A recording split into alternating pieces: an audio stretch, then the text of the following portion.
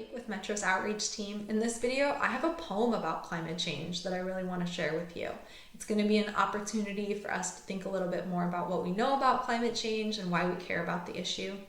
I recommend you get yourself something to write on, something to write with, and if somebody's around, another person to share your ideas with. As a warm-up, give yourself a time to answer this question. Why do you care about climate change? You can write on paper, you can draw, you could express this out loud, and think about why the issue is important to you. Now, when I think about this issue, there's plenty of reasons to care about climate change. Maybe you were thinking about the way that climate change hurts people, such as sea level rise or wildfires or intense hurricanes and other storms that are damaging people's homes.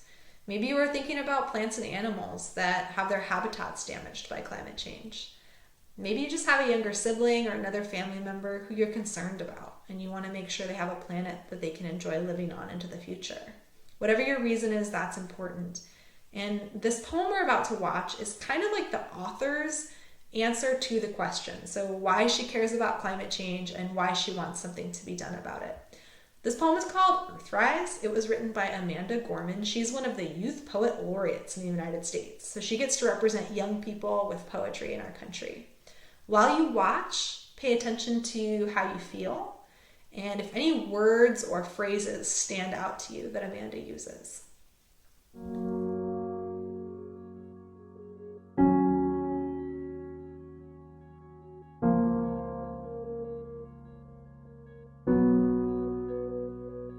On Christmas Eve, 1968, astronaut Bill Anders snapped a photo of the Earth as Apollo 8 orbited the moon.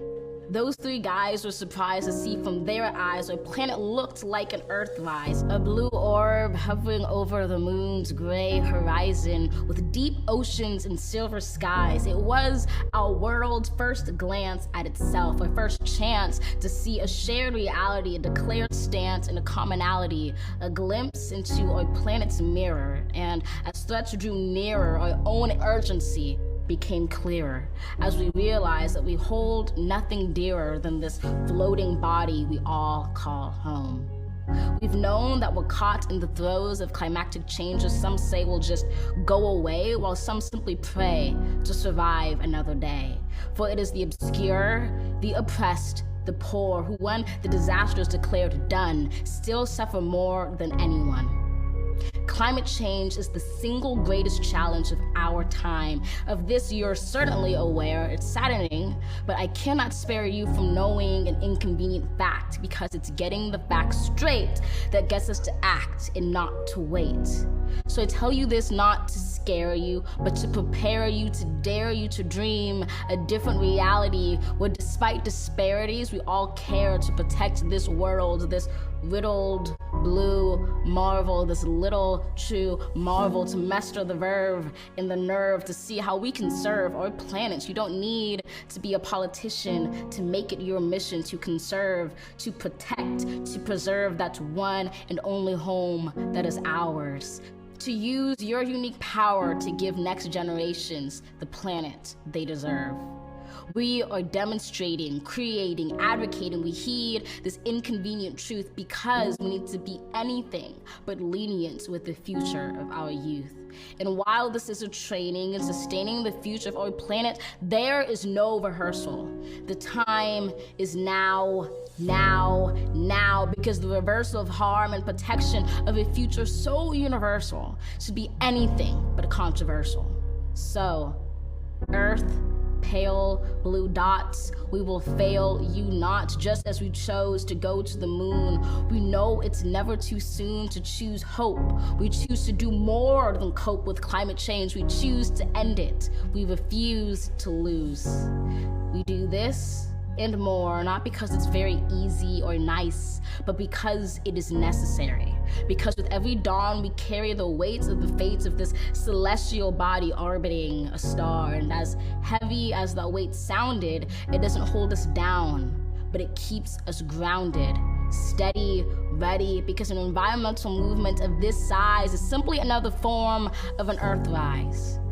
To see it, close your eyes, visualize that all of us in this room and outside of these walls or in these halls, all of us change makers, or in a spacecraft floating like a silver raft in space, and we see the face of a planet anew.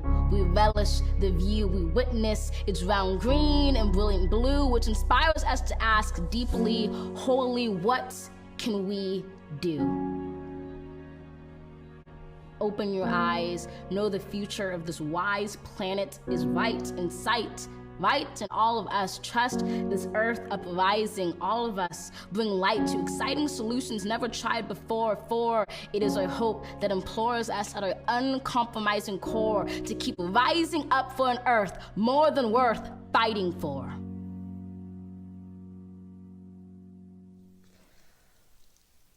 I hope that you enjoyed the poem. First off, how do you feel now that you watched it? And were there any words or phrases that stuck in your mind after you heard it?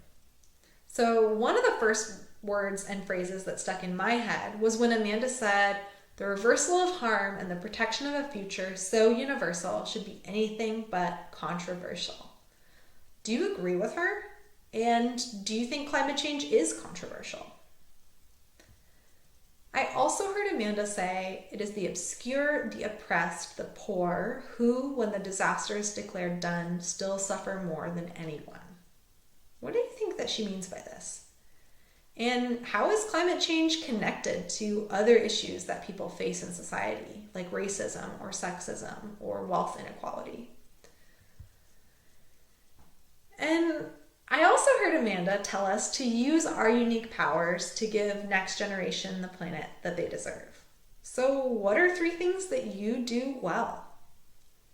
Sometimes reflecting on our unique powers, on what we do well, can be a really nice way to help us remember what actions we could take for climate change to make a difference.